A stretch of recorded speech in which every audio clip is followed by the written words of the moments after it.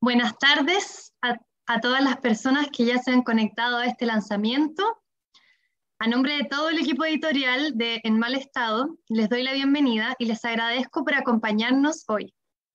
En primer lugar, me gustaría agradecer a las organizaciones que hacen posible que estemos reunidas hoy aquí, que son el Programa de Investigación Asociativa de la Agencia Nacional de Investigación y Desarrollo, también conocida como ANID, que brinda el financiamiento que posibilita la existencia de nuestro proyecto, a nuestras instituciones asociadas, que son la Pontificia Universidad Católica de Chile, a la Universidad Alberto Hurtado y a la Universidad Católica del Norte, a Ediciones Urañas, que es nuestra principal socia en la publicación y creación de este libro, y por último, a la Secretaría Regional Ministerial de la Cultura, las Artes y el Patrimonio de Antofagasta por su apoyo en esta actividad. Como muchas personas aquí sabrán, este libro nace como una de las actividades de contacto con el público del proyecto Anillos, Etnografías de Neoliberalismo y Aspiración, de código SOC 180033. Les comento que estaremos también transmitiendo el lanzamiento vía Facebook en las páginas de la Seremía de Cultura de Antofagasta y de Ediciones Urañas también. Durante toda la actividad pueden enviarnos sus preguntas tanto a través del chat de Zoom como por los comentarios de Facebook. El equipo editorial se encargará de recogerlas y hacerlas llegar al panel. Antes de dar inicio a la actividad, me gustaría, a nombre de todo el equipo editorial y del proyecto, saludar afectuosamente a todos los familiares y amigues de Tomás Croqueviel, quien ya no está con nosotros, pero cuyo relato estamos muy contentos de haber podido incluir en esta antología. Esperamos que para quienes lo conocieron, este libro pueda servir además como un pequeño fragmento de su memoria. Y ahora, para comenzar oficialmente el lanzamiento, les dejaré con Diana Espíritu Santo, académica de la UC y directora de nuestro proyecto, quien dirigirá unas palabras de introducción para esta actividad. Muchas gracias nuevamente a todos por estar aquí y les dejo con Diana. Muchas gracias, Alejandra. Buenas tardes, es un gran placer darles la bienvenida al lanzamiento de este hermoso libro llamado En Mal Estado, retazos de la vida cotidiana desde el neoliberalismo en Chile. Editado y producido por Alejandra Vergara, Sofía Valdivieso, Constanza Quesada, Gregorio Valdés, Cristóbal Palma, Consuelo Banda y publicado por Ediciones Urañas con la ayuda de María Constanza Castro. Este libro da cuenta de la riqueza y la profundidad no tan solo de experiencias de angustia, miedo, violencia, resistencia, cansancio, trauma, reflexión sobre tiempos de crisis en Chile, pero también de las creativas formas de materializar estos sentimientos y vivencias. Este libro es testigo del poder de la palabra e incluso de la ficción para dar luz a estas importantes perspectivas.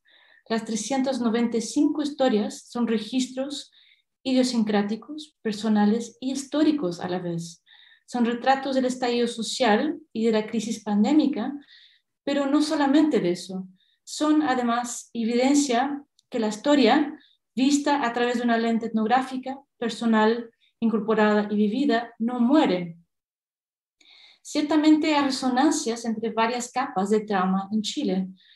Estas resonancias son sónicas, vividas por sonidos, por ejemplo, de tanques, balas desgarrando el aire, militares en las calles, helicópteros, el ruido de cantos de protestas en unísono, y también olfativas. Estoy pensando en la intensidad amenazadora, totalizadora del gas lacrimógeno. Pero también son resonancias afectivas, leídas como formas corporales de llevar adelante la historia de generaciones mayores, de haber sido socializado transgeneracionalmente hacia ciertas injusticias, saberes, ausencias, de haber sufrido no solo en carne propia, pero como hijo o hija, o nieto o nieta de los que vinieron antes, de los que fueron víctimas de un régimen que los despojaba de humanidad y por veces de vida. Pero es la humanidad también lo que está en cuestión en este libro. Ya no estamos en dictadura, pero la violencia estructural se sobrepone, está omnipresente dentro de cuerpos, en la piel, en los hábitos, en las trayectorias biográficas y físicas. es lo que uno siente cuando lee los cuentos. El neoliberalismo chileno se lee entre líneas y en las mismas palabras de los autores, y ha conducido a grandes brechas económicas y al endeudamiento, al crédito, a las inequidades en plan de salud, a las dificultades en conciliar trabajo con estudio para los jóvenes, a los sueños para futuro, soñados con modestia y con limitación, a enfermedades mentales y sufrimientos muchas veces internalizados, no reconocidos, al dejar que una persona se muera de cáncer porque no tiene plata para pagar una ISAPRE, una persona muerta viva, que todos pasen en la calle sin mirar, como es el tema de uno de los cuentos. O sea, la justicia aquí se va fuera de la ventana, no entra en este escenario. Añadiendo esto, está la pandemia, que ha exacerbado las huellas de inequidad de un sistema que funciona para muy pocos. Por eso es importante la recopilación de narrativas que hace el libro En mal estado.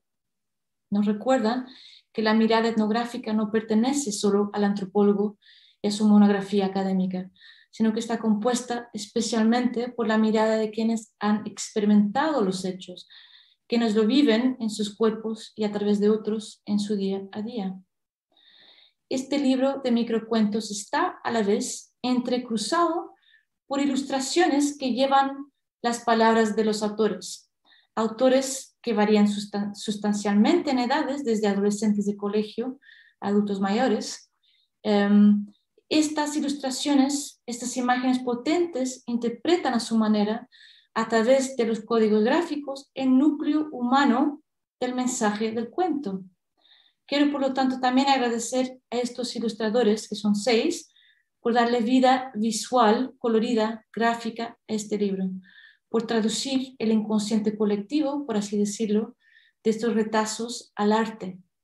Mis agradecimientos también van a la escritora Valentino Blanco, al antropólogo y poeta Leonardo Piña y al postdoctorando Pablo Briceño por haber integrado el jurado del concurso de microcuentos que llevó a la publicación del libro.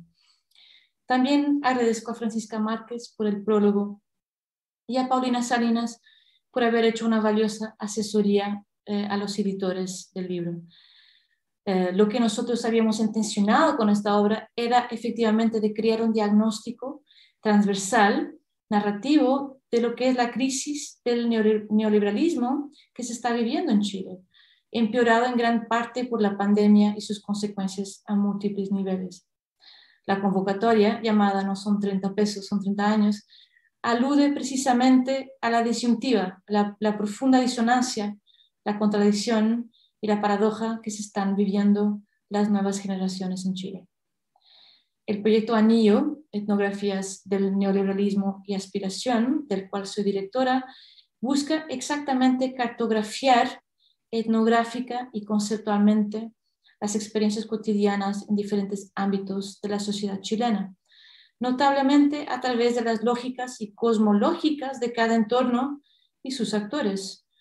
Empezando a principios de 2019, no podría haber venido en un momento, de hecho, más oportuno este proyecto, que es financiado, como dijo Alejandra, por el ANID, la Agencia Nacional de Investigación y Desarrollo. A partir del año pasado, como respuesta a la gran movilización de la sociedad chilena y al impacto que se veía que iba a tener, hemos ampliado las temáticas hacia una consideración de crisis como una categoría etnográfica. Esta no podrá solo ser entendida claramente como algo económico, ¿no? Pero también se deberá ver como algo político, de salud, de educación, y en relación a otros temas que cobran igual importancia en la vida de las personas. La crisis que se está viviendo en Chile y mundialmente nos invita a una visión de un mundo en tránsito, en proceso de cambio, y nos impulsa a considerar este cambio como una fuerza motivacional en sí misma, que da cabida para responder a los imaginarios diversos en cuestión. Nuestro objetivo en el grupo de investigadores Anillo, compuesto por antropólogos, una socióloga, una trabajadora social y un historiador externo, es usar la etnografía para conceptualizar la forma en que se despliegan esos imaginarios en la mano de sus actores, así como las ideologías, experiencias y sueños que los subyacen. El libro en mal estado, retazos de la vida cotidiana, es un punto triunfal del proyecto y a la vez un punto de comienzo de un entendimiento etnográfico más profundo sobre lo que mueve y preocupa al pueblo chileno en estos tiempos de crisis y cambio. Muchas gracias por estar aquí presentes y para este momento que es muy importante para nosotros como equipo. Ahora dejo la palabra a Alejandra Vergara, la gestora académica del proyecto. Muchas gracias. Muchas gracias, Diana, por tus palabras y por esa tan bonita introducción. Ahora, para continuar con el lanzamiento, vamos a tener una presentación de Francisca Márquez, quien dará la charla de apertura para la actividad. Francisca Márquez, la autora del prólogo de esta obra, es antropóloga, magíster en desarrollo y doctora en sociología, escritora y observadora etnográfica de gran lucidez en el análisis de contextos urbanos.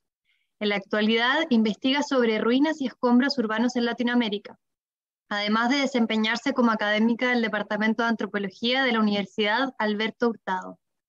Ha dirigido diversas investigaciones del Fondo de Ciencias y Tecnología en Chile y publicado bajo la temática de antropología urbana sobre identidades urbanas, imaginarios, patrimonio, desigualdad en ciudad y desigualdad en ciudades de América Latina. Entre sus libros puedo mencionar El diario de Francisca, septiembre de 1973, publicado en 2019, donde plasmó los acontecimientos que ocurrieron antes, durante y después del golpe de Estado, desde su visión como una niña de 7 años. También está la obra Contranarrativas Urbanas, publicada en 2019, trabajo donde se aborda el tema de las contranarrativas patrimoniales de la monumentalidad histórica y nacional en 3 ciudades capitales latinoamericanas, Santiago, Buenos Aires y Brasilia. Por último, está Relatos de una ciudad trizada. Y me gustaría mencionar su libro titulado Santiago de Chile, publicado en 2017, donde se conceptualizan los modos de habitar en Santiago a partir de más de 2 décadas de investigación. Esta obra invita a comprender cómo los habitantes de Santiago se relacionan con sus barrios y con la ciudad. Ahora, sin más preámbulos, para la charla de apertura de este lanzamiento, les dejo con Francisca Márquez. Muchas gracias, Alejandra, por la buena presentación completa. Bueno, agradezco a cada uno de ustedes. Voy a tener que un segundo parar, disculpen.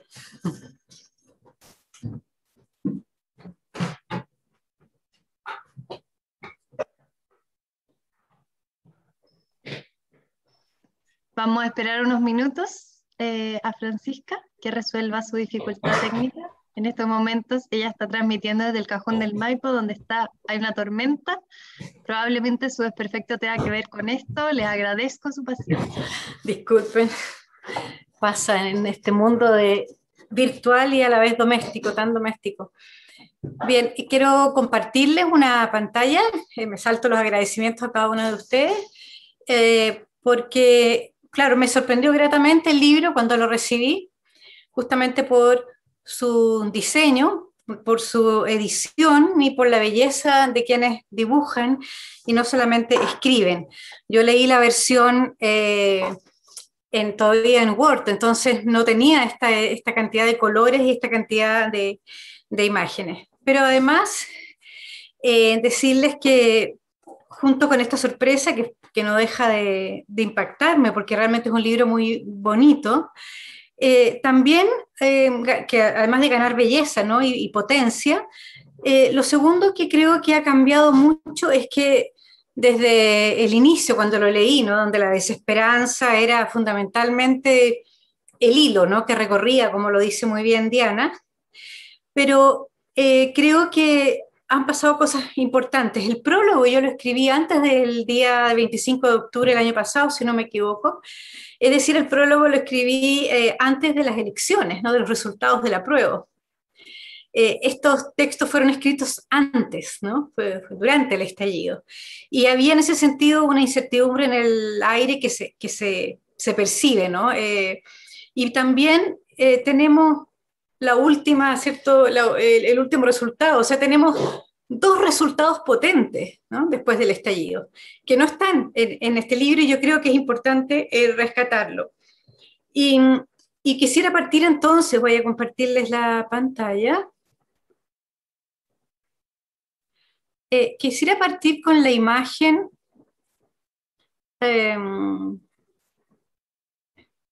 ¿Se ve, cierto?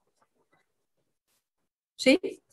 Quisiera partir con esta imagen, esta fotografía de Sofía Espinosa Rada, que abría la convocatoria, que es lo que me explicaron, ¿no?, que abría la convocatoria a estos relatos que están aquí hoy día siendo presentados. Y lo que tenemos aquí me parece que es importante, ¿no?, es el afiche con el que se invita a todos ustedes a escribir, porque si bien ha pasado mucha agua bajo el puente por las distintas razones, ¿no?, no solamente porque tenemos una pandemia que se nos instaló, sino que además tenemos dos resultados potentes, ¿no?, que es la victoria del apruebo y la victoria también de la Convención Constituyente. Yo diría que, sin embargo, esta foto está más vigente que nunca y este libro está más vigente que nunca, porque ellos anuncian ahí, ¿no?, no fueron 30 pesos, sino que son 30 años, pero yo creo que también este libro nos permitiría decir, son también 650 mutilados oculares, son también nuestros heridos, son también nuestros muertos, son también nuestras pérdidas. Y en ese sentido es un libro que permanece, que es actual, que nos habla de la cotidianidad del malestar, de un malestar que gatilló el estallido social, que permitió que se expresara, pero que también debiera servirnos como hoja de ruta, ¿no?, para un nunca más que permita justamente diseñar el camino, el trabajo que nos toca ahora, ¿no?, que es redactar esa Carta Magna, esa gran constitución, pero en la cual esto, ¿no?, este escenario, ¿no?, esta escenografía de los jóvenes, ¿no?, de los jóvenes marchando, de el río Mapocho, que fue testigo también y sigue siendo nuestra frontera, ¿no?, que nos divide, que a la vez marca ese punto de inflexión que es Plaza Italia, Plaza Dignidad, Plaza Baquedano, ¿no?, donde están los edificios corporativos, pero también están las banderas, y donde las multitudes se congregan y seguramente se seguirán congregando. Y en ese sentido creo yo que esta imagen que está sacada en plena revuelta, no cabe ninguna duda, sigue estando vigente y ojalá nos acompañe para no perder el norte, hacia dónde queremos ir y qué fue lo que esos jóvenes nos quisieron también instalar, ¿no? La portada, sin embargo, la portada que los editores y las editoras decidieron es distinta. Yo pensaba que iba a ser esta, ¿no?, pero fue esta, ¿no? Es una ilustración de Paula Álvarez Reyes, y que posiblemente, no lo sé, pero creo yo que es posterior a la fotografía, y donde la cromática cambia y cambia el paisaje también que nos presenta. Ahora es una multitud de cuerpos, todos siguen conglomerados, pero algunos miran al horizonte, otros apenas se sostienen en pie, ¿no? Algunos llevan cuerda en sus brazos, están amarrados, ¿cierto? Pero entre todas esas siluetas destaca una muy pequeñita que está ahí, que es blanca, de perfil, creo, si le creo al vestido, es una niña, ¿cierto? Y ella es parte de esa multitud sobre ese fondo rojo y difuminado, ¿no? Y mira en un sentido casi contrario al resto. Y cada uno y una en esa multitud nos anuncia que ahí se combina algo de soledad, sujeto, ¿cierto?, la subjetividad es profunda, los dolores profundos, pero también la fuerza de saberse juntos en esta multitud, ¿cierto?, en un camino, ¿no? Un camino poco claro, pero que está teñido de rojo, ciertamente, pero es una imagen potente, fuerte.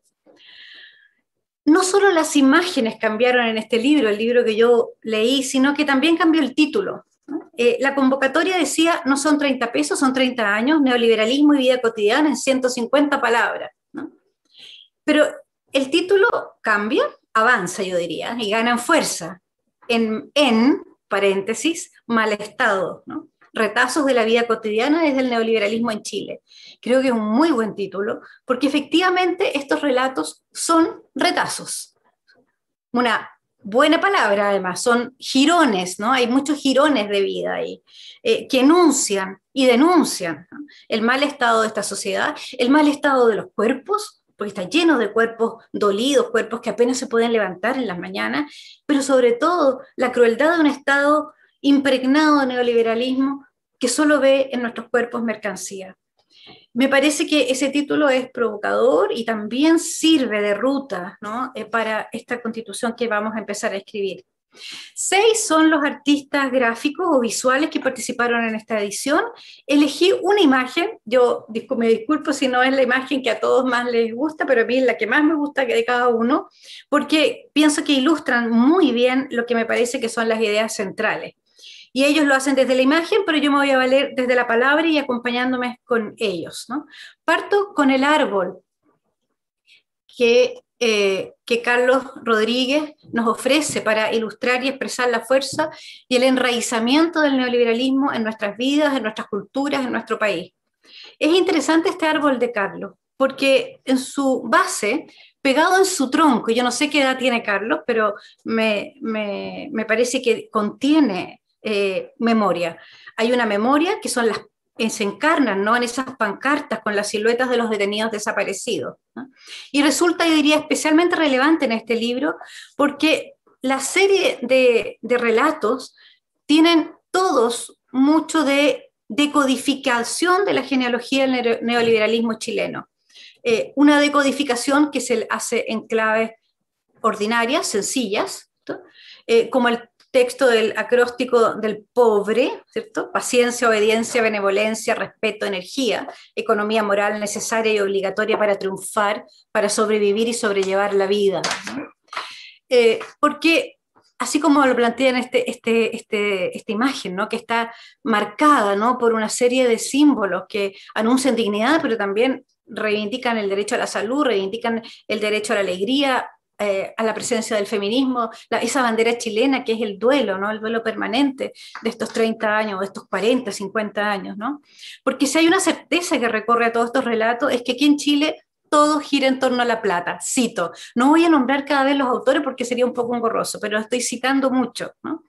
Ejemplos abundan en estos cuentos. El anciano peón, cuya lesión cervical no podrá ser cubierta por su exigua pensión, el habitante del gueto vertical, que encuentra la muerte en absoluto desamparo, el joven profesional amarrado indefectiblemente al CAE y sus intereses usureros, el hijo que ve morir a su padre sin poder ser atendido en un sistema hospitalario, las evidencias de la mercantilización de cada uno de los aspectos de la vida, incluso en aquellos más esenciales, como son la salud y la muerte. Mercantilización que paradojalmente se cubre y se trasviste del eslogan de la libre elección: compra salud, busca bienestar. Yo diría que hay una lucidez muy profunda en estos textos que demuestran justamente que esta paradoja del sistema neoliberal habla de experiencia de vida en el propio cuerpo, pero también, y ahí quiero ser especialmente enfática, en el cuerpo de los padres y de los abuelos.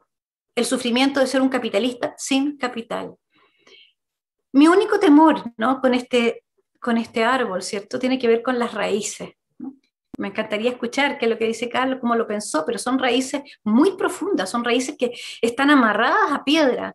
Y la duda es, ¿cierto?, si vamos a poder sacar otras flores, ¿no?, de otros frutos de este árbol tan amarrado. Y en ese sentido hay muchísimas preguntas, por ejemplo, unas preguntas de una existencialidad que ojalá este libro se pudiera hacer en otros países, por ejemplo en el tuyo, Diana, ¿no? O sea, como mirar si serían las preguntas tan desgarradas como las que operan acá. ¿Quiero lo que quiero porque realmente lo quiero? O sea, creo que todos nos hemos parado, ¿no?, frente a nuestros objetos, ¿cierto?, de deseo y nos hemos preguntado, ¿para qué?, ¿no? Vidas hipotecadas, deudas sin posibilidad de ser saldadas y que dan cuenta de la desmesura de un sistema que no da tregua. Años después la deuda nos tocó la puerta, cuenta alguien. Botó la puerta y nos embargaron hasta las fotos. ¿También quieren nuestra memoria?, se pregunta. ¿También quieren nuestras fotos? Son evidentes, son fuertísimas las evidencias de la desmesura de este sistema de vida. Y la pregunta como que vienen desde el hastío, ¿cuánto valgo? Me quedan 3, 2, 1 segundo de vida, ¿cuánto valgo realmente? ¿No? ¿Cuánto valen mis suspiros? ¿Cuánto vale mi ojo, ¿no?, a propósito de las mutilaciones? Porque en esta desmesura de las largas jornadas de trabajo, del desgaste del cuerpo, del uso y desuso y abuso de la naturaleza, del agua, de la tierra, nace la incertidumbre y el desasosiego, como diría Pessoa. A nadie le importa lo que hago, dice alguien. Y la postergación incluso de la tristeza, esa frase con la que termina uno de los cuentos. Mañana lloro, me dije, y dormí. Sigo con la acuarela de Gabriel Mansilla para referirme a la memoria. Ese gran no de la alegría ya viene. Quienes escriben, pienso, deben ser hijos o deben ser nietos de esa alegría que no llegó, tal como hemos podido constatar en las multitudinarias manifestaciones y carteles que se suceden tras el 18 de octubre en nuestras calles. Los jóvenes reclaman, se rebelan porque piensan y sienten que la historia comenzó hace mucho rato, no comenzó con ellos. La insurrección tiene memoria, la ira tiene memoria, la violencia tiene memoria.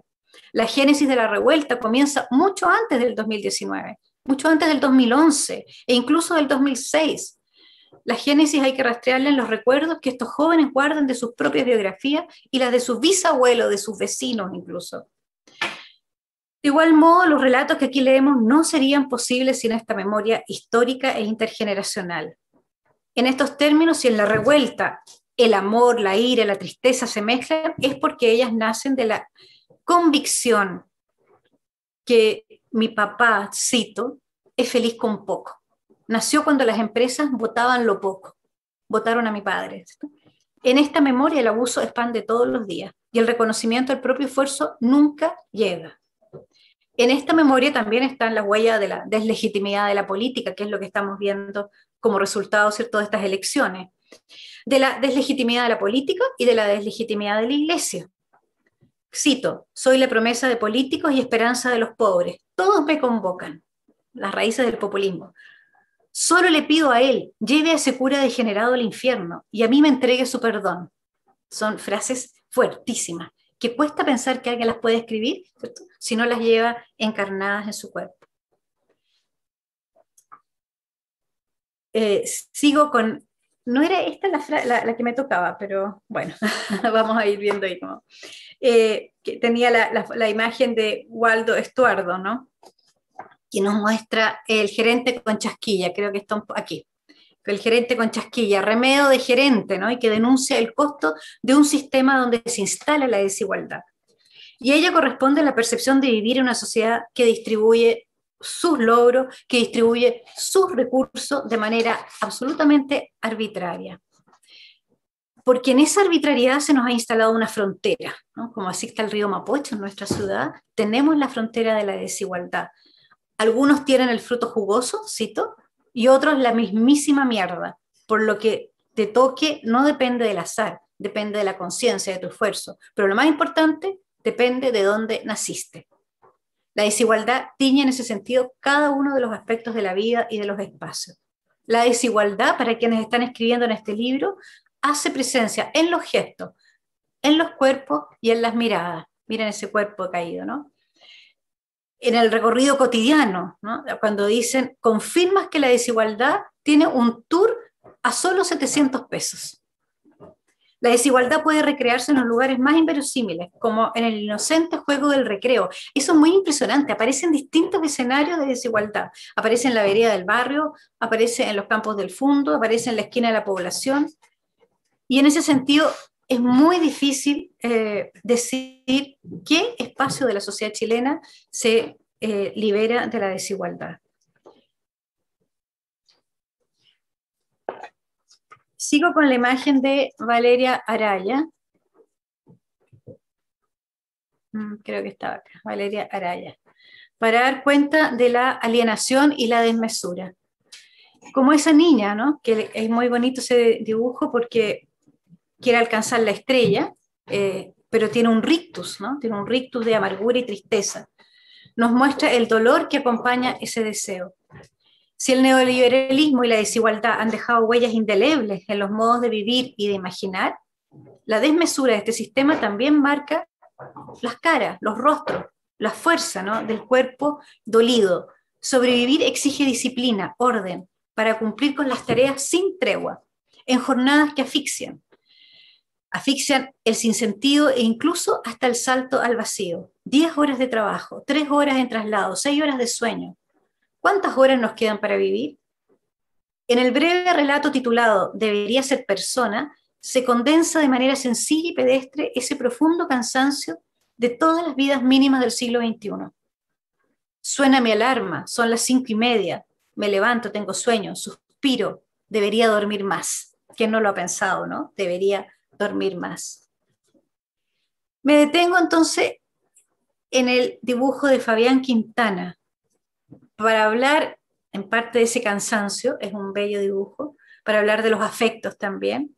Fabián está ahí, uno se lo puede imaginar a Fabián ahí, ¿no? Sobre esa cama, nos lleva, nos conduce al enfoque del joven y su desgano, mirando el horizonte del muro y una ventana que lleva a un árbol, un nido, un pájaro. En cada uno de los relatos que aquí se reúnen hay siempre mucho de compasión, mucho de afecto, mucho de conmoción.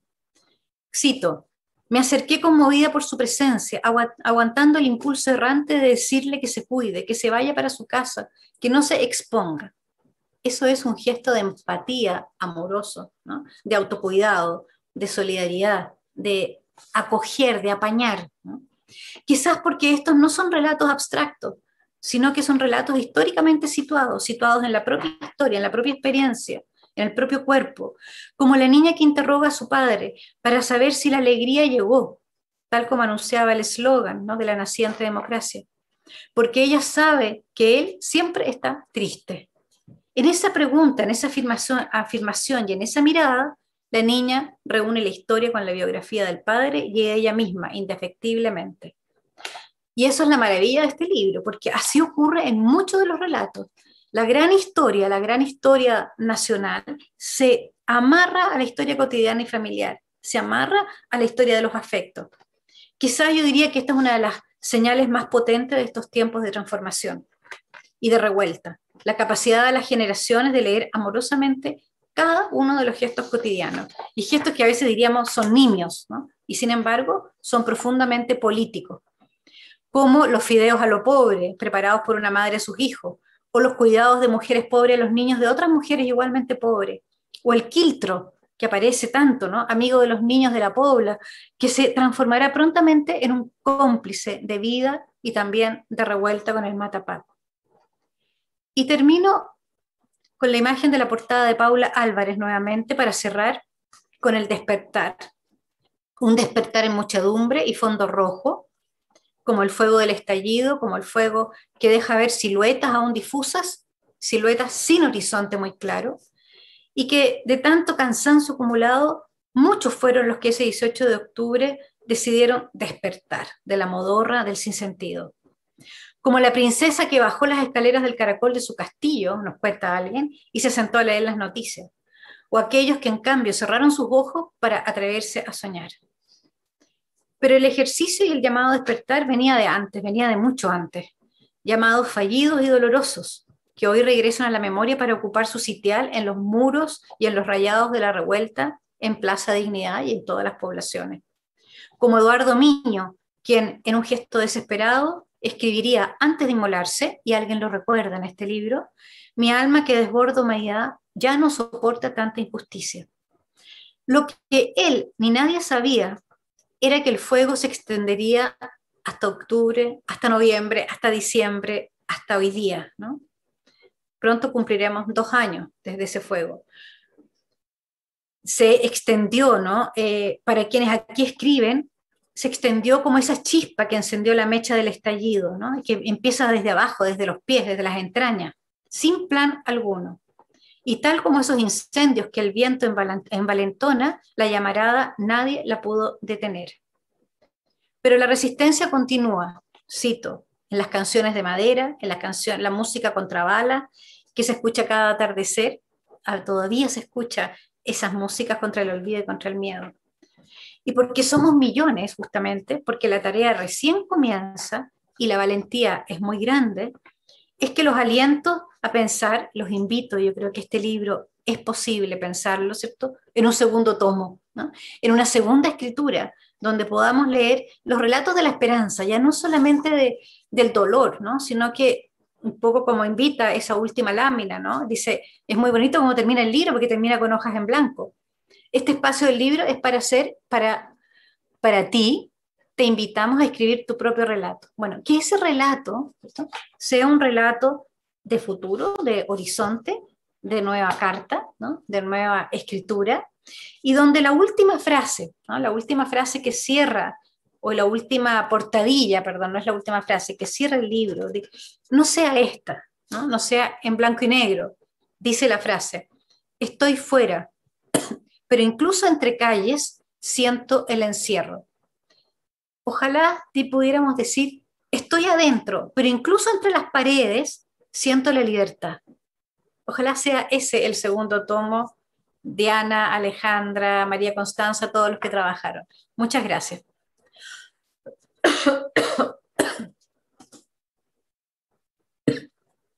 Aquí termino, dejo de compartir. Ahí.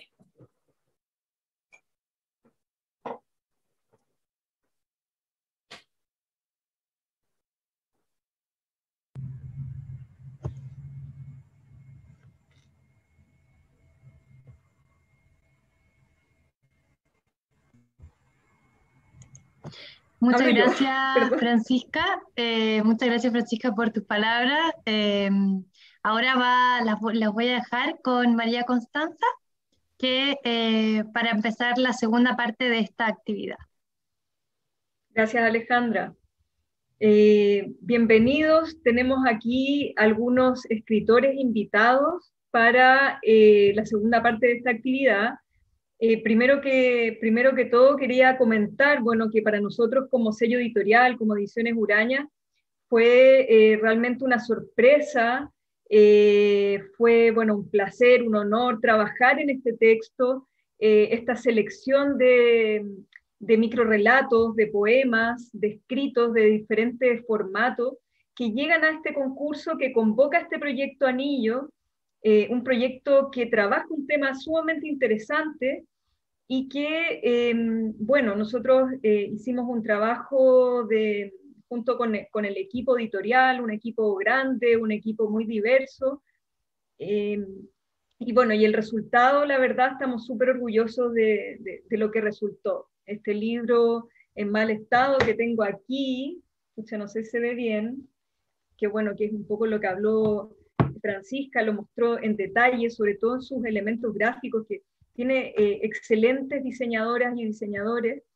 Entonces, además, bueno, también a mí me sorprendió leer el prólogo de Francisca, cuando les llega el prólogo, un prólogo interesantísimo, muy profundo, que un poco es lo que mostró recién Francisca a todos ustedes.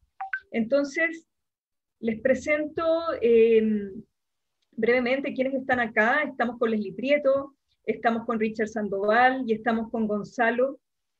Y estamos con Gonzalo aquí reunidos para hablar un poco de este texto. Primero que nada, quisiera agradecerles que hayan aceptado la invitación a leer este texto, a poder conversar un poco sobre él, y quisiera partir haciéndole algunas preguntas. Primero que nada, yo quería preguntarle a Leslie, con Leslie estamos ambas en Antofagasta, entonces, y este libro recoge relatos principalmente de la capital y también algunos de la quinta región. Entonces quisiera hablar un poco en ámbitos territoriales. Quería preguntarte, Leslie, este libro que habla del malestar, del malestar de la vida cotidiana producto del sistema que tenemos. Quería preguntarte si tú sientes que al estar nosotros situados en otro territorio, hay otras particularidades respecto a este malestar, o es un malestar, digamos, como uniforme que podría asimilarse a lo que se vive en la capital. ¿Cómo lo sientes tú? ¿Cómo lo has visto? Porque, bueno, aquí en Antofagasta hay ciertas características puntuales del territorio que, no sé, probablemente pueda ser distinto o muy parecido. Coméntanos un poco, Leslie.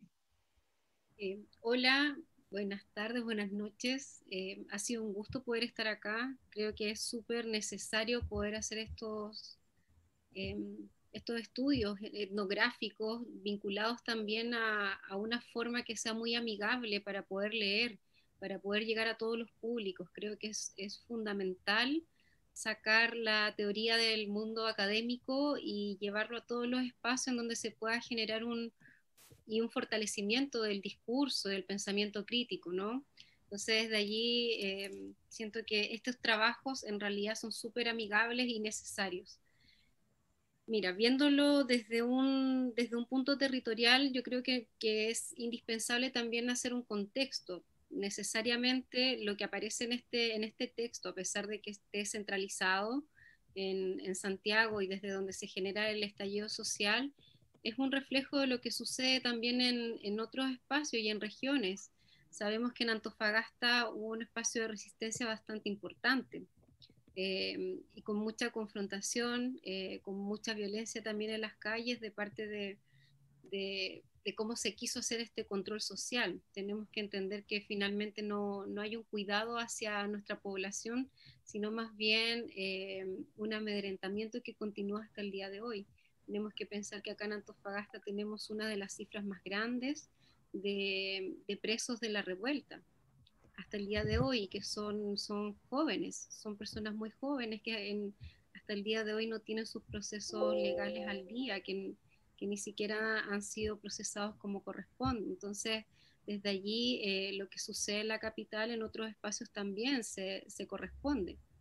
Eh, y como bien se dice, el sistema económico va marcando una gran diferencia. Yo creo que cuando leí este texto me queda esta sensación de la importancia de entender el origen social, las clases sociales que hemos sido desclasados durante mucho tiempo. Esto de pensar una clase media que es súper ambigua y que puede tener dentro diferentes tipos de personas, y nos olvidamos que si trabajamos para poder subsistir, somos de una clase obrera, porque no tenemos recursos, porque no tenemos un patrimonio que nos permita tal vez hacer otro tipo de cosas sin generar los ingresos que nos permitan vivir, porque tal como sucede en este sistema, lo, los, lo mínimo, los derechos mínimos como la salud, como la educación, necesariamente están mercantilizados. Entonces yo siento que lo que sucede acá ciertamente es un reflejo de otros espacios, y esta pugna de clases se ve quizás más marcada. Tenemos que entender que Antofagasta es un territorio minero que tiene una gran diferencia en cuanto a los ingresos. Tenemos una marcada diferencia en donde podemos tener personas con ingresos muy altos y personas que están muy bajos respecto a sus propios ingresos y la calidad de vida. Y además está súper segmentado en cuanto a lo que ocurre de mar a cerro y de norte a sur. Ya lo que quizás la capital se puede ver en ciertas zonas, acá está sumamente fragmentado. Es cosa de ver los faldeos de los cerros, en donde tenemos macrocampamentos. Antofagasta cuenta con uno de los macrocampamentos más grandes que hay en Latinoamérica. Y bueno, yo trabajo en ese espacio, tengo el gusto y el placer de trabajar allí, en donde nos damos cuenta que la organización social es la clave. Yo siento que durante todo este estallido lo que sucede es que se muestra que ya no podemos sustentar un sistema en donde las formas de funcionar son individualistas, son súper hegemónicas, y en donde necesariamente tenemos que trabajar cohesionados. O sea, no es por nada lo que sucede con las ollas comunes, no es menor lo que sucede con las personas que se ayudan entre ellas y que finalmente las ayudas estatales no llegan en estos espacios que están más precarizados y marginados, vulnerados completamente. Entonces yo siento que acá es producto de un sistema durante muchos años que simplemente no se sustenta más, y que este gran estallido se refleja en todos los rincones de Chile, y que se mantiene. Por ejemplo, yo siento que lo que sucede acá como esta pugna más confrontacional, y donde tenemos más personas que han sufrido de esta represión, es porque es un espacio muy duro de vivir. Antofagasta es un lugar bastante rudo, como el desierto que nos contiene, ¿no? Así que yo siento que tiene sus particularidades, sobre todo con el proceso migratorio, y en donde no tenemos un Estado garante de estos procesos migratorios, porque es algo que necesariamente va a ocurrir, y que Chile se sube de manera posterior, pero finalmente nos damos cuenta que las personas que son vulneradas son niños, son mujeres, las mujeres migrantes latinoamericanas tienen doble o triple vulneraciones y que lamentablemente no hay un espacio en donde se puedan proteger estas vulnerabilidades. Así que, bueno, eso, y quizás puntualizar también en el tema de la salud mental, por profesión y por oficio. Yo trabajo desde la psicoterapia y en realidad creo que gran parte de lo que nos resta ahora es poder hacernos cargo de toda esta expresión, de toda esta explosión también de lo que sucede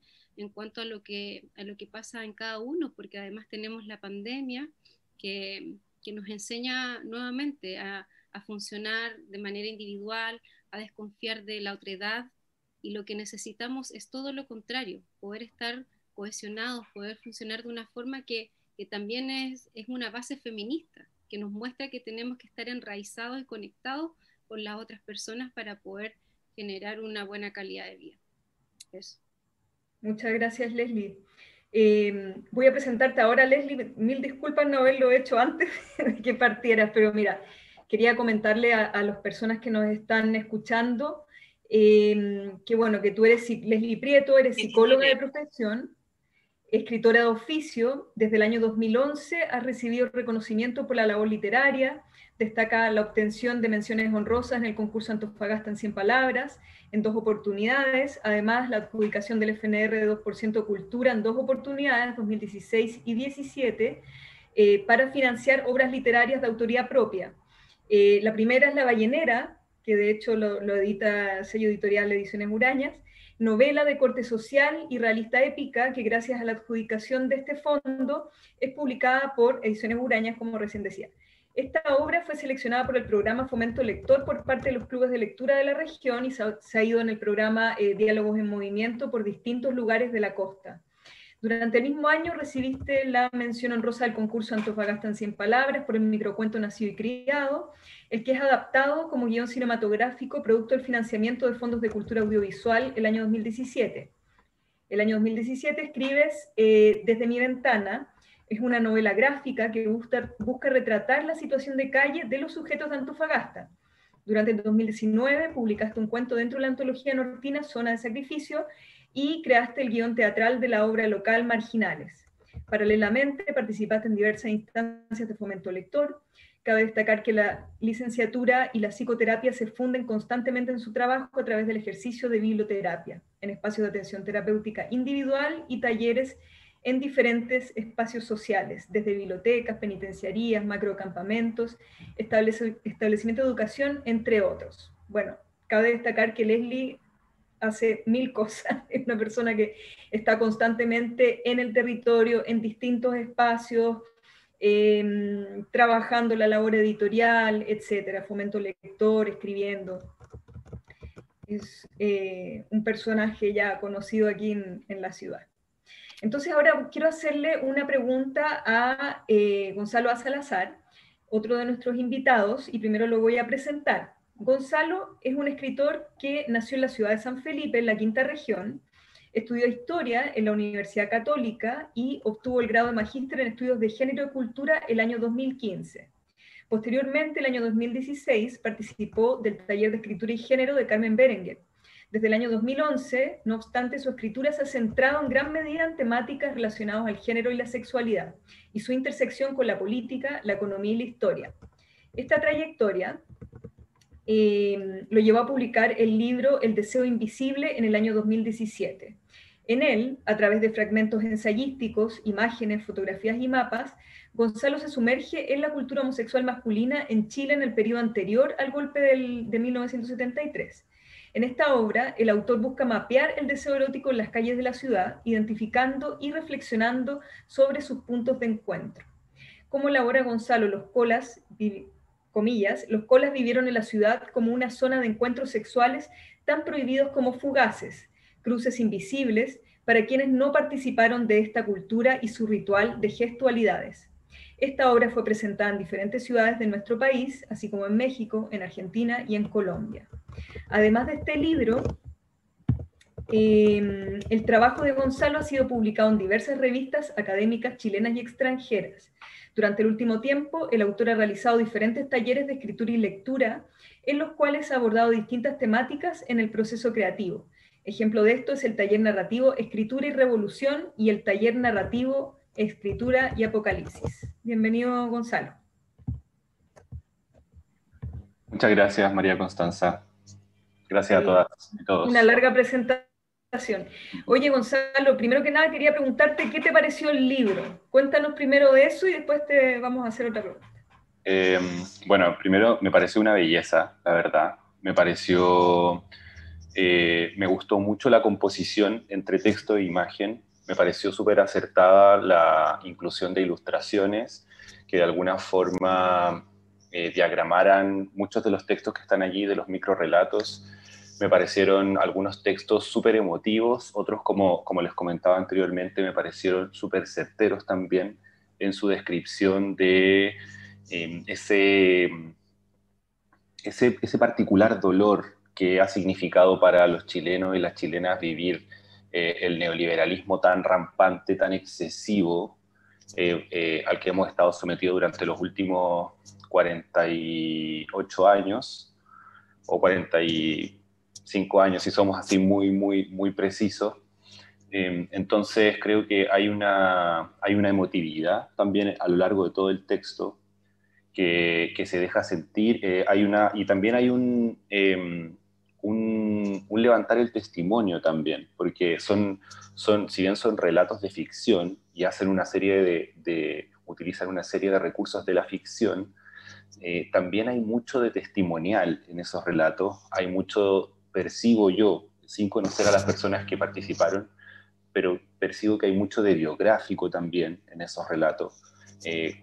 Como yo soy profe de escritura, cuando leo un texto me gusta mucho empezar a pensar cuáles son los, como ¿cómo decirlo? Las interseccionalidades que atraviesan ese cuerpo que escribió ese texto.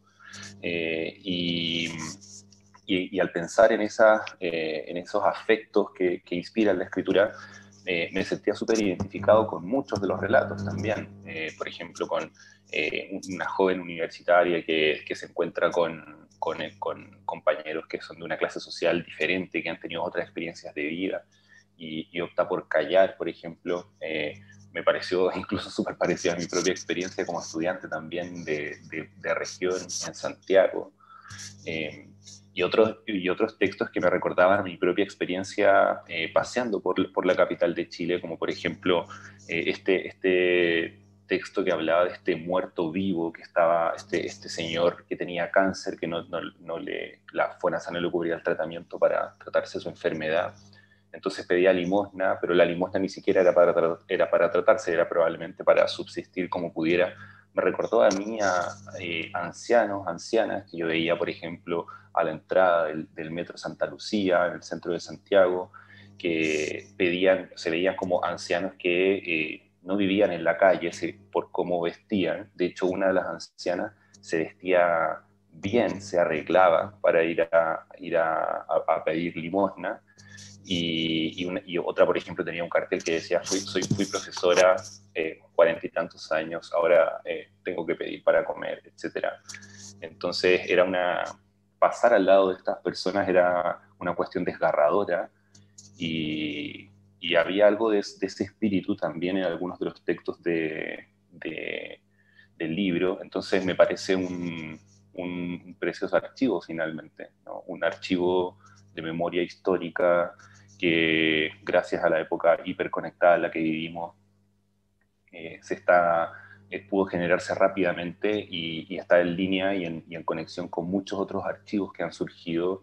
Hay una multiplicidad de archivos que ha surgido a partir de la insurrección, y eso me llena de alguna forma de esperanza, porque hay una memoria que es muy antigua, que muy bien lo decía Francisca en el prólogo.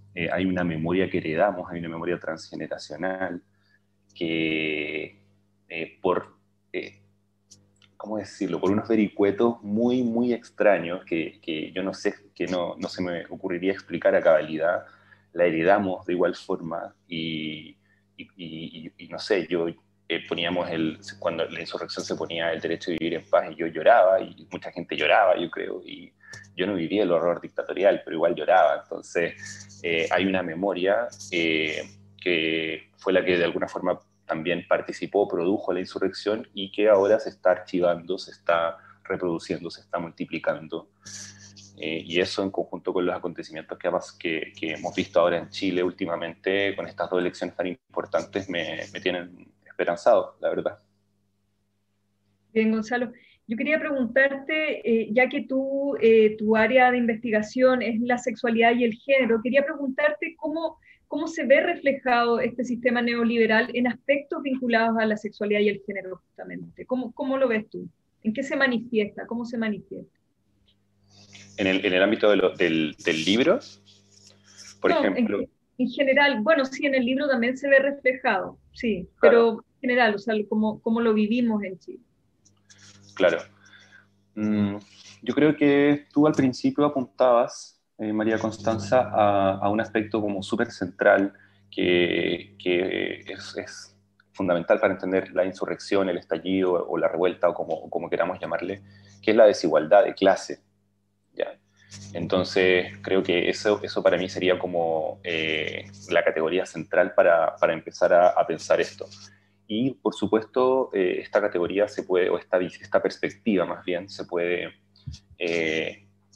cruzar con otras perspectivas, y cruzándola con la perspectiva de sexualidad, por ejemplo, o de género, yo te diría que, bueno, o sea, prefiero, ustedes lo saben mejor que yo creo, pero era evidente que las mujeres tenían una vulnerabilidad mayor en cuanto a participar de una manifestación, de una marcha, ser detenidas, porque hay una cultura también del abuso sexual, de la violación, etc. Y como dice Rita Segato, tiene que ver con la mantención de un cierto estatus masculino, ¿no? Pero más desde el lado de la sexualidad, yo lo veo como mucho más en la intersección con la clase social, ¿sabes? Porque eran precisamente las colas, las lesbianas de barrios en el sur de Santiago o de la zona norte de Santiago, del poniente, o de ciudades de provincia, las que eran más violentadas y violentades, o que tenían más susceptibilidad de ser violentados durante la insurrección, con la fijación, o más bien como por su sexualidad, ¿ya? O sea, era más probable, y eso pasó, por ejemplo, me acuerdo mucho el caso de un chico en Pedro Aguirre Cerda, que a los pocos días de la insurrección, él vio que se estaba saqueando un supermercado, él se metió como a ayudar a unas personas que estaban heridas, y Carabineros lo tomó detenido y lo torturó sexualmente. Entonces, no creo que eso pasara, por ejemplo, en el barrio de Bellas Artes de Santiago o en Providencia, pero sí pasó en Pedro Aguirre Cerda. Entonces, yo creo que en el ámbito de la insurrección y los ámbitos en general dentro del neoliberalismo chileno, me parece que la susceptibilidad a la violencia por tu orientación sexual o por tu deseo erótico sexual tiene que ver también, o sea, con tu diferencia, con que tengas un deseo diferente, pero que ese deseo esté intersectado con la clase social, me parece a mí. Muchas gracias, Gonzalo. Gracias. Quiero presentar a Richard Sandoval. Él es periodista titulado de la Universidad de Chile. Realizó en el 2018 un diplomado en periodismo de investigación con CIPER en la Universidad de Diego Portales y un diplomado en escritura narrativa de no ficción en la Universidad Alberto Hurtado. Ha trabajado en diversos medios de comunicación, siendo sus principales líneas de interés la escritura de columnas de opinión, la crónica urbana y la conducción de programas radiales. Fue director del sitio de actualidad y opinión No es la Feria, actualmente Exferia. Conduce también el programa de difusión musical y cultural Todo por la Tarde, en la radio Nuevo Mundo, programa que con poco más de 6 años de existencia y más de 1.600 emisiones. Ha publicado los libros Colo Colo ya no es Chile, junto al periodista Dante Faúndes, Soy Periférico, de la editorial Contragolpe, Tanto duele Chile, de Libros de la Mujer Rota en 2017, y Tiempos Peores, publicado por Planeta en el 2018. Actualmente se desempeña también como profesor de crónica urbana en Casa Contada, escuela y editorial dedicada a la promoción de la escritura y lectura y la comunidad. Gracias, Richard. Sí, hola, hola a todas y a todos, a quienes nos están mirando también el día de hoy. Bueno, ha sido una experiencia para mí súper linda, súper intensa, llena de colores, de emociones. El poder leer este libro, lo primero que me gustaría hacer sería felicitar a todo el equipo de trabajo y a los autores y autoras y a quienes hicieron también todo el trabajo de ilustración y también de edición, de diagramación. Hacer un libro es un trabajo tremendo, es un trabajo intenso. Me imagino Leslie, Gonzalo, lo saben también muchísimo, ¿no? Son meses de trabajo, desde la investigación, desde recordar algo, desde entrevistar a alguien, hasta llevarlo al papel, editar cada letra, cada palabra, cada espacio, es una proeza verdaderamente cuando a alguien le llega un libro a las manos. Cuesta que alguien se imagine todo el trabajo que hay detrás. Por lo tanto, también desde la perspectiva de las clases que yo hago, felicito a quienes participaron, a quienes quedaron, a quienes no tienen también su texto impreso, porque sé lo que significa publicar, y atreverse a publicar también es una cuestión tremenda, y yo creo que eso es súper lindo que se relaciona con lo que ha estado pasando el último tiempo, tanta gente que se ha atrevido a exponer sus vidas, sus valores y sus ideas. Yo me acuerdo hace 10 años, cuando uno recién trataba de acercarse al mundo editorial, era un espacio absolutamente sagrado, ¿no es cierto? Es como, ¿cuándo yo voy a poder escribir un libro o estar en un libro? Y esos caminos se han ido abriendo con mucha fuerza a través del trabajo que hacen las editoriales independientes y, por supuesto, trabajos como este proyecto que ha podido convocar a tantas personas. Me gustaría detenerme en un concepto en mi presentación el día de hoy que tiene que ver con algo que yo busco desarrollar siempre en las clases de crónica que he tenido la posibilidad de hacer ya durante los últimos 4 años en la Escuela de Literatura y Oralidad Casa Contada, que es un espacio muy, muy interesante, muy bonito también, un proyecto que desde hace varios años ya están desarrollando escritores, editores muy, muy destacados. Yo en las clases de crónica, en las lecturas que vamos haciendo, en las revisiones de autores y autoras, siempre recalco un concepto que para mí es el clave que tiene que estar en un texto que aspire a ser una crónica, que aspire a contar algo, que aspire a conectarse con la realidad o con el universo narrativo, que es la atmósfera, la creación de una atmósfera. Cuando uno lee un libro de crónica o incluso una narrativa o una poesía, para uno quedar atrapado y conquistado por el libro, por la pluma, por la autoría, tiene que haber una conquista desde la atmósfera que se crea, una atmósfera que puede estar ligada con la nostalgia, por ejemplo, con la esperanza, con el dolor, con el agobio, y así hay infinitas atmósferas, ¿no es cierto? Y son las atmósferas las que van también definiendo el estilo, el sello de una autoría. Y hay una atmósfera que a mí me atrapó de este libro, que a mí me vinculó con este libro y que creo que refleja la idea que yo también siento que me ha afectado a mí en cuanto al neoliberalismo en las vidas de los chilenos y chilenas, que es la atmósfera de la somnolencia. Hay varios libros, varios textos que van repitiendo la idea de la somnolencia, la idea del sueño, la idea del letargo, la idea de el despertar a las 6 de la mañana, a las 5 de la mañana, y que pasen 3 horas hasta llegar a tu lugar de trabajo, todo lo que se experimenta esperando la micro o esperando el metro, como reflejan algunos de los textos, en estado de letargo, en estado de las horas de sueño que te faltaron, en estado de acomodarse dentro de una micro para recorrer 5 comunas antes de llegar a tu puesto de trabajo o a tu lugar de estudios. El cómo llegar a ese lugar de trabajo o de estudios y volver a tratar de despertar, un segundo despertar para volver a iniciar el día.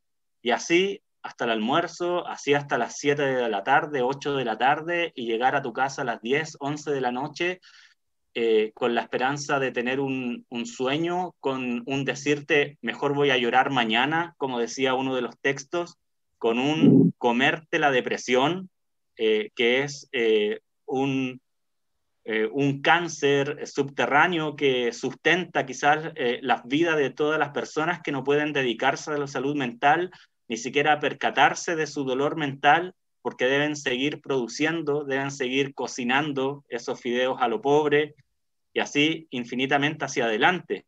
Entonces, esa somnolencia como atmósfera del neoliberalismo está regida por precisamente lo político y económico del modelo neoliberal, por lo político y económico de nuestro modelo de desarrollo, en que no existe la titularidad sindical, en que en este país, en el año 2017 o 2016, se promulgó una reforma laboral que tenía como eje central la titularidad sindical, que significa que el sindicato es el único que puede negociar con el empleador, y la derecha lo llevó al Tribunal Constitucional y hasta allí quedó la titularidad sindical, cuando sabemos que en todo el mundo, para combatir la desigualdad, lo fundamental es la titularidad sindical, la fuerza de los sindicatos, para que así se suban los sueldos, para que así se reduzcan las jornadas laborales,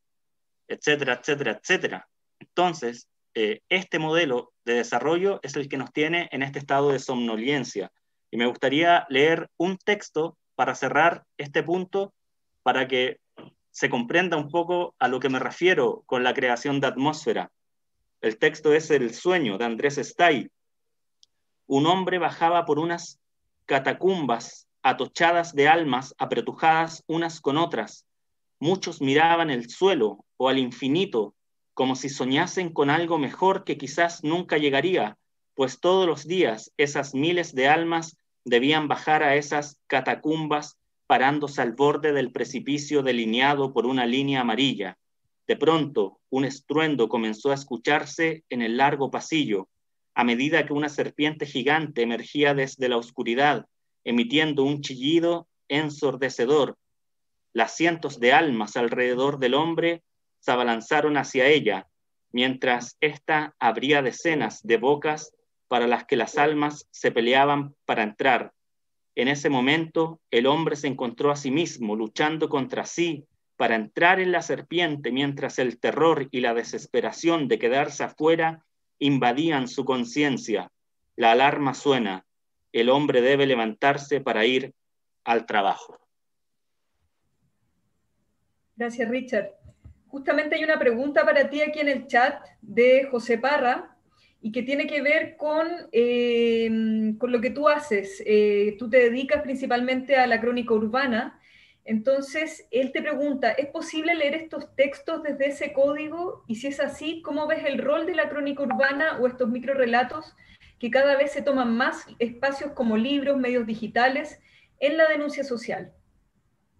Sí, yo creo que aquello se vincula mucho con lo que estaba mencionando delante respecto al atrevimiento que está teniendo la gente para escribir, para arrojarse a relatar sus historias. Y yo creo que precisamente a eso se refiere el concepto de la crónica urbana, ¿no es cierto? El contar cómo fue un viaje en la micro, el contar cómo es la vida en un blog de departamentos en la periferia.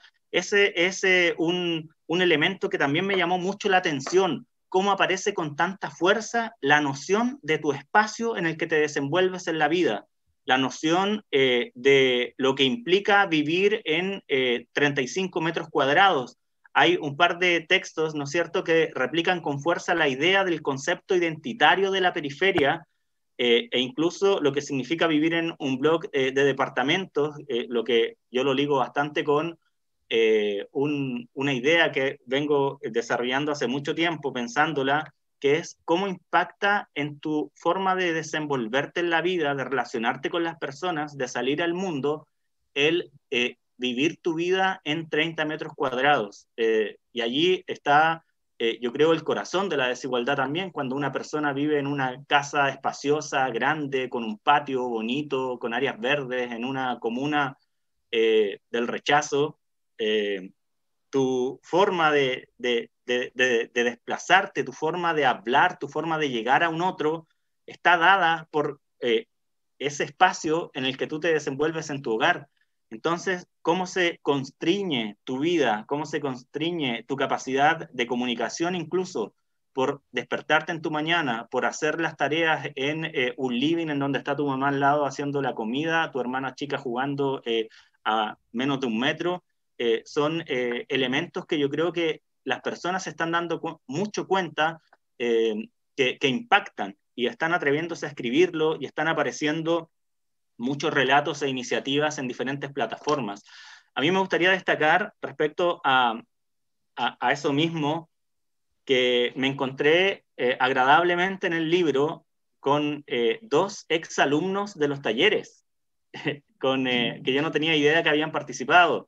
Martín Higueras, que él es de Osorno y que fue a estudiar a Valparaíso posteriormente, y también Fabio Veloso, quien también fue alumna del taller hace una temporada y que han seguido con mucha fuerza también desempeñándose en la escritura y pretendiendo seguir sacándole el jugo a sus observaciones del mundo, porque yo creo que ahí está un poco el corazón de estas escrituras. Se nota que son personas que tienen el interés de comunicar, y eso se va a encontrar cabida en proyectos como este, o en proyectos como una cuenta de Instagram, o en proyectos como publicarlo en Twitter. Creo que está creciendo el afán de publicar, y eso es buenísimo. Gracias, Richard. Tengo una pregunta del público para Gonzalo. Le preguntan, Gonzalo, dentro del desarrollo de las atmósferas que planteaba Richard antes, ¿qué rol cumplen las corporalidades dentro de estas escenas cotidianas unidas a contextos cotidianos atravesados por la somnolencia neoliberal? Qué compleja la pregunta, me gusta.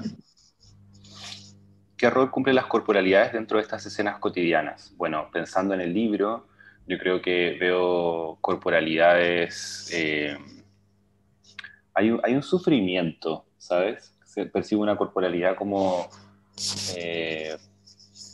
pisoteada, resistente al mismo tiempo, pero atravesada por lo que, no sé si lo que comentaba un poco antes, atravesada por un dolor transgeneracional, atravesada por una disciplina súper obligada también, atravesada por la carencia material, afectiva muchas veces también, aunque pensándolo mejor en los relatos del libro, yo no veo tanta carencia afectiva, sí veo una carencia material muy profunda, pero parece ser que en estos relatos la afectividad, los afectos sirven de alguna forma como para rellenar ese vacío material o hacer de contrapeso a esa carencia material.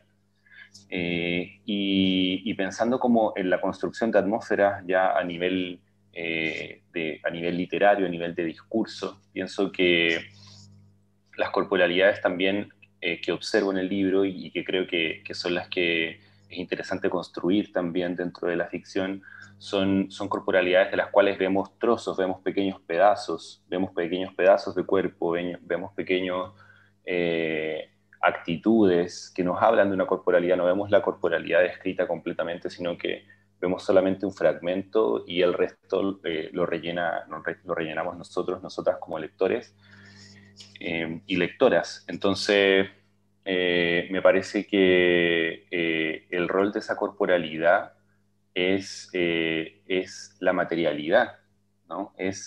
No digo que, bueno, alguna atmósfera, podríamos discutir si la construcción de atmósfera tiene que ver con una materialidad o no, pero el rol de la corporalidad me parece a mí que es de alguna forma espejear o reflejar las condiciones materiales de la época, de un momento histórico, de un contexto, que se dan en lo que te mencionaba antes, en este sufrimiento, en este resistir también, o en esta precariedad material que se expresa tanto desde las pensiones, la salud, la educación, etc. Gracias, Gonzalo. Hay una pregunta más del público, no sé si habrá más por ahí. Manuel Ulloa pregunta, esta pregunta se la vamos a hacer a Leslie. En los textos, ¿cómo se representa esta desigualdad? Algo se ha ido comentando, pero no sé si Leslie te quieres extender un poco más. Dice, considerando que Chile es uno de los países más desiguales del mundo, ¿desde dónde se representa? ¿Desde el abuso, la falta de dignidad, todas las anteriores? ¿Qué podrías decirnos tú, Leslie, de acuerdo a lo que pudiste ver de los textos? Bueno, como bien se dice, es desde este cotidiano. Yo creo que son diferentes espacios, es cosa de poder visualizar una rutina o un viaje de cualquier persona que pueda trabajar, como bien se nombraba, las 44 horas, o que pueda estudiar, y uno se va a dar cuenta que existen desigualdades en todos los aspectos, desde el transporte público, la forma en que habitamos la ciudad también. Yo creo que es súper importante entender cómo están conformadas las ciudades y cómo la habitamos. Entonces, desde allí también se van a ver estas marginalidades, eh, cómo pasamos a ser seres que desaparecemos en esta ciudad gris, como dejamos de ser personas que van a habitar este lugar y le van a dar color e importancia. Pasamos a ser reproductores de una fuerza solamente. Entonces, en lo cotidiano y en estas rutinas de las cuales hablamos, se va perdiendo lo humano, se va perdiendo lo trascendental. Y yo creo que eso queda plasmado en los relatos que son ya más adolescentes o de jóvenes, como también de personas adultas, en donde desde el inicio estamos marcados a reproducir. Entonces, en realidad yo siento que está plasmado en toda nuestra rutina, es cosa de mirarla con lupa y desde fuera, y nos vamos a dar cuenta de esto. Gracias, Leslie.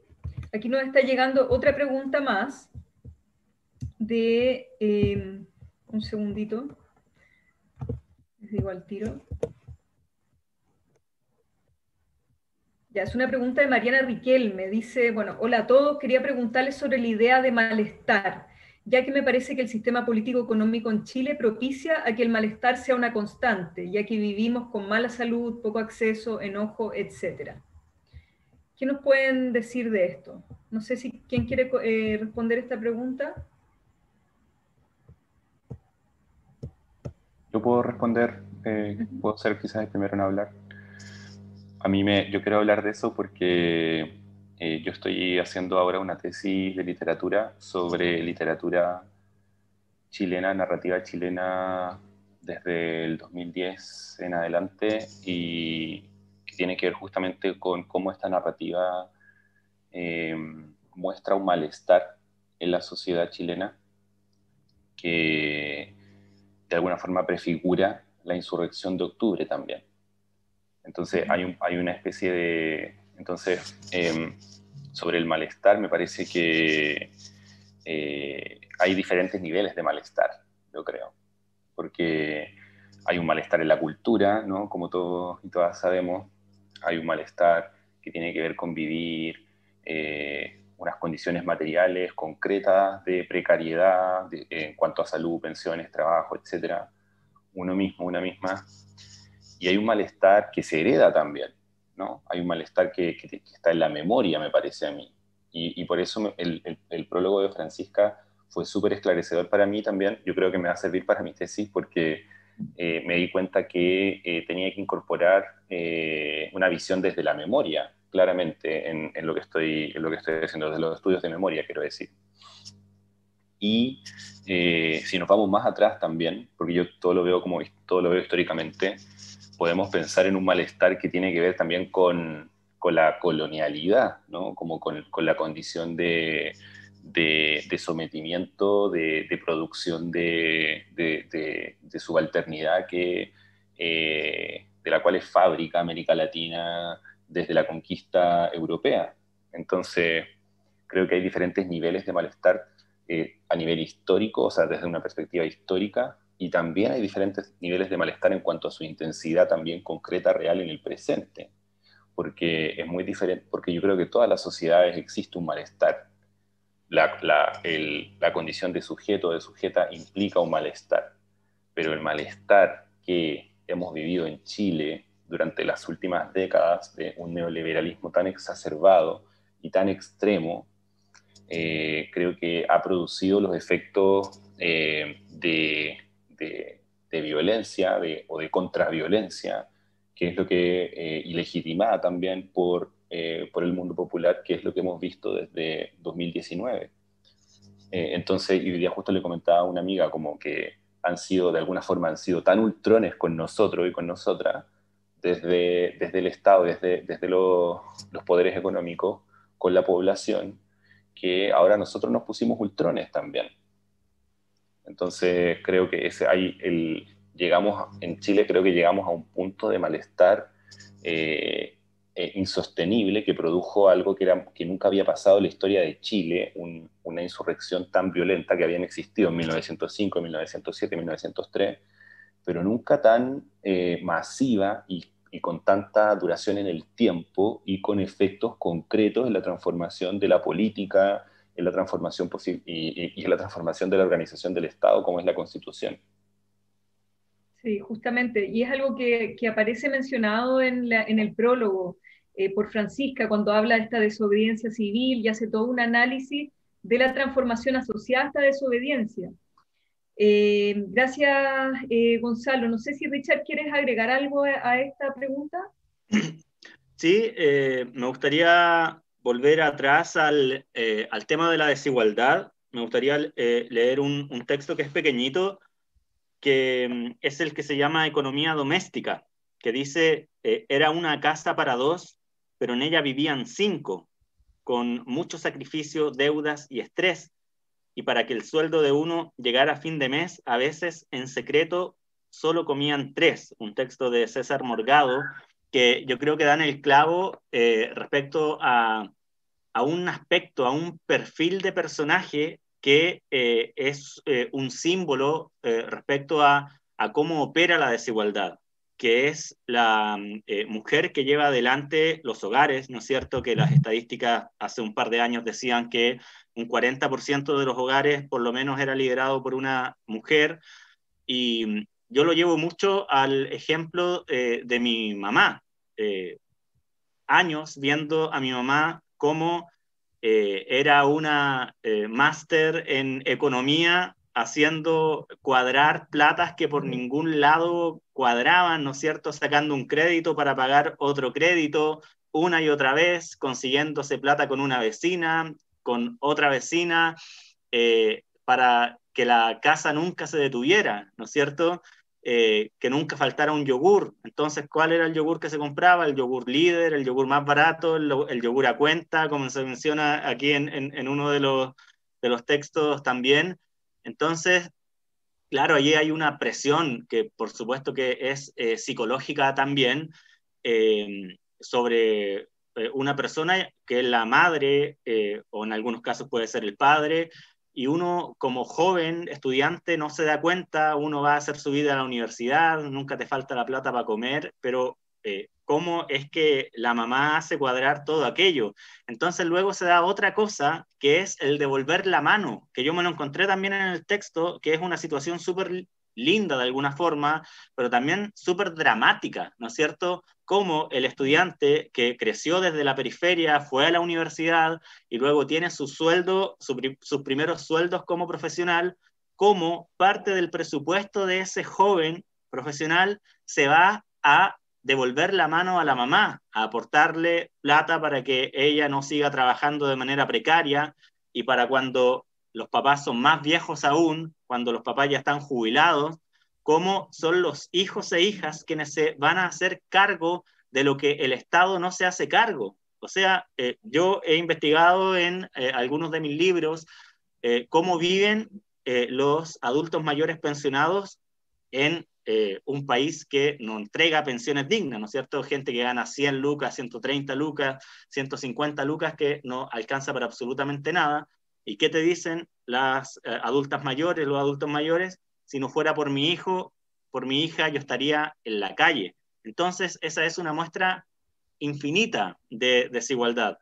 En los espacios periféricos, en las zonas pobres, las famosas clases medias, las familias se colaboran entre ellas para sobrevivir. Los hijos cumplen el rol del Estado.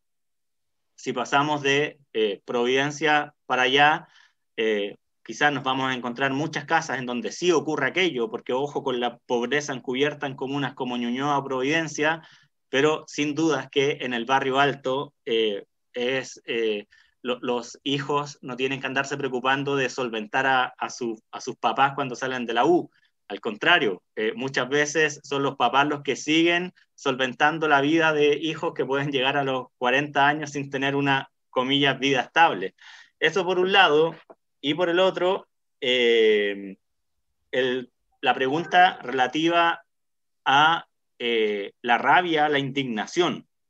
Yo creo que hay un concepto que me gustaría destacar, que es el de la permisividad. Cómo hoy la sociedad completa se ha dado permiso para ejercer su rebeldía desde diferentes formas, pero recurro al día 1 del estallido, al 18 de octubre del 2019, cuando todos los canales de televisión, con su lógica editorial condenatoria, sancionatoria, salieron a la calle a entrevistar a la gente para que diera la cuña que condenara a los estudiantes que habían paralizado la ciudad. Y al contrario, que encontraron puro respaldo, relatos épicos, declaraciones de estallido de señoras que llevaban caminando 40 cuadras y que en lugar de condenar, emocionadas hasta las lágrimas, decían: llevo horas caminando, pero es lo más lindo que me ha pasado en mi vida, que nunca pensé que pasaría, que este país se iba a rebelar. Y todo se convirtió en un proceso de declaración tras declaración en que todo el mundo iba apoyando la rebelión. Yo me acuerdo, me tocó ir a la estación del Metro Maestranza en San Bernardo, allí fui esa noche, y lo que más me impactó, que nunca pensé que iba a ocurrir, es que todos los autos que pasaban tocaban la bocina respaldando, y familias y familias repletando una calle con sus cacerolas, porque todos se encontraban, el 99% de la población que no pertenece al 1% más rico, algún abuso que les imposibilitaba el desarrollo normal de sus vidas. Y voy a leer una frase del texto Fallas de Mercado de César Morgado, que dice al final, en un texto relativo a los vendedores ambulantes, dice, en una lucha desigual, es una lucha desigual, pero los ambulantes volverán sin falta al día siguiente. Y esta es la frase que yo creo que resume el país que estamos viviendo en la actualidad. Pues cuando la legalidad no quita el hambre, la necesidad quita el miedo. Y esa verdad es la que hoy da el permiso al país para seguir desarrollando este proceso de rebelión. Gracias, Richard. Leslie, ¿quieres agregar algo al cierre? Porque ya estamos como a la hora de cerrar. Quisiéramos que nos pudiera sumar algo en relación a este concepto de malestar. Bueno, yo creo que es importante hacer brillar a nuestra estrella, que es este libro hermoso. Igual me gustaría leer algo, partir con Genealogía del neoliberalismo chileno. Llegó con la democracia autoritaria, se mantuvo en la medida de lo posible, se acrecentó con los salvajes, junto a la Martita. Se acrecentó, perdón, con los viajes junto a la Martita. Lo vivió la señora Juanita. Se excusó con frases como estamos trabajando para. Sobrevivió a los maremotos y los tsunamis. Se puso en tela de juicio con el me enteré por la prensa. Se burló con frases como que se levanten más tempranos. Se encontró con el no son 30 pesos, son 30 años. Tuvo una guerra contra un enemigo implacable y poderoso. Tambalea con el Chile despertó. ¿Sobrevivirá a una pandemia en el país con el mejor sistema de salud del planeta? Yo creo que eso en realidad resume gran parte de nuestra historia y lo hermoso que hace este libro también, que es mirar un aspecto que es cronológico, pero desde las sensibilidades. Y bien como lo decía Richard y también Gonzalo, de eso se trata de las pequeñas historias, se trata de poder enaltecer el día a día, porque en realidad no necesitamos grandes efectos especiales para sentirnos convocados, para llegar a sensibilidades.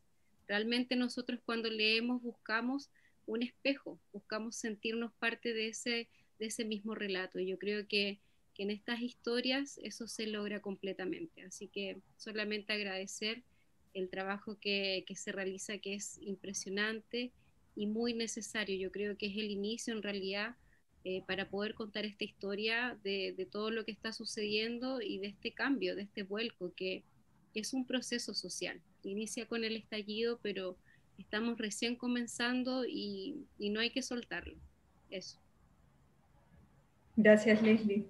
Bueno, yo le voy a dar la palabra a Alejandra para hacer el cierre de esta actividad. Les doy las gracias por mi parte.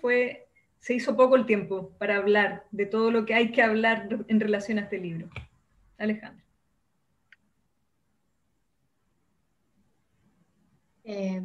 Bueno, yo igual que Constanza opino que se hizo corto el tiempo. Les quiero agradecer de todo corazón a todas las personas que participaron de este lanzamiento, porque a los panelistas sobre todo, y a Francisca y a Diana, porque para nosotros como equipo ha sido un agrado verlos tan enamorados de este trabajo, y sobre todo nos sentimos honrados de poder hacerles llegar a ustedes y más adelante al público general las voces de los participantes del concurso. Además, agradecemos a todas las personas que se conectaron hoy día para acompañarnos en este lanzamiento. La Antología de Relatos en Mal Estado es una publicación que se ha financiado a través de fondos de la Agencia Nacional de Investigación y Desarrollo, por lo que no será comercializada, sino que distribuida en bibliotecas públicas en el país.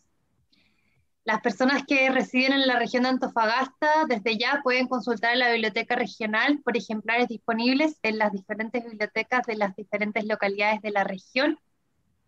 Y por último, comentarles que si en la audiencia hay personas que pertenecen a instituciones u organizaciones de carácter público, comunitario, educacional o social, pueden escribirnos al correo electrónico contacto.proyectoena@gmail.com para solicitar recibir ejemplares para poner a disposición del público general. Ese siempre es el objetivo.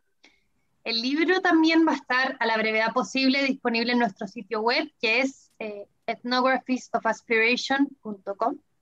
El sitio está en español, para que no se asusten, pero la dirección es ethnographiesOfAspiration.com. Para quienes quieran consultarlo más adelante, ahí va a estar. Les agradecemos nuevamente a todos los espectadores por estar aquí y les pedimos que permanezcan atentos a nuestras redes sociales, donde estaremos anunciando lugares donde pueden encontrar el libro en formato físico. Además, aprovechamos de contarles que hasta el 4 de junio tenemos abierto un concurso fotográfico que pretende seguir la línea de nuestro concurso de relatos del año pasado, del que nació este libro. El concurso se titula Incertidumbre y Futuro, y surge de una pregunta por los futuros imaginados para el Chile de hoy. Pueden consultar todos los detalles del concurso en nuestro Instagram, que es Proyecto ENA. Y bueno, sin más que decir, que una infinita gratitud. A nombre de todo el equipo editorial les mando un saludo afectuoso y les deseo que tengan una muy buena noche.